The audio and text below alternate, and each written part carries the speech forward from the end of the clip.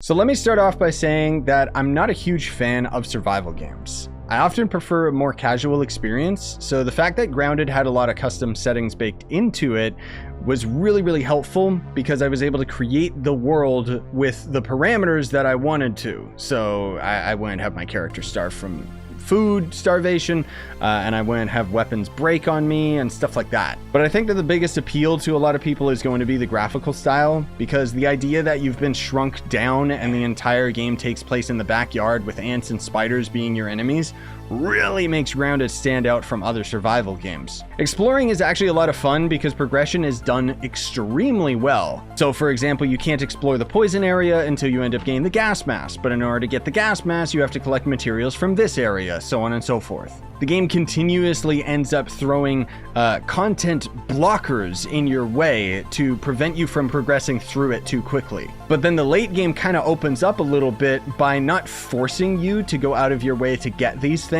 So for example, the desert in particular requires you to have heat resistant armor.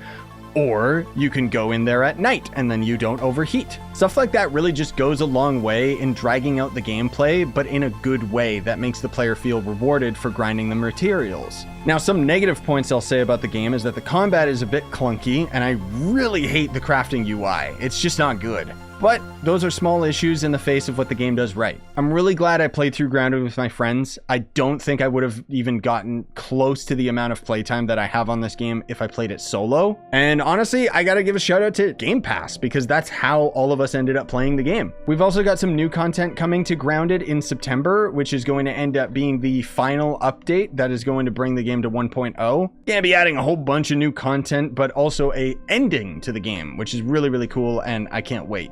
But even with this game in early access, if all the new content does is add some small quality of life changes and an ending, it's still going to end up being one hell of a game. Mostly with friends. I don't know if I'd recommend playing this solo. See, the thing that was really nice about playing this with my friends was that we were able to get through the entirety of the game in maybe like 15 hours. Adding in the new content, I'm guessing the game is going to be somewhere around 20 hours. But if I had to give this game a score, I would probably give it a 3 out of 5. That might seem low considering how much high praise I'm giving it, but to me, a 3 is slightly above the average. Honestly, most games I play nowadays are either a 2 or a 1.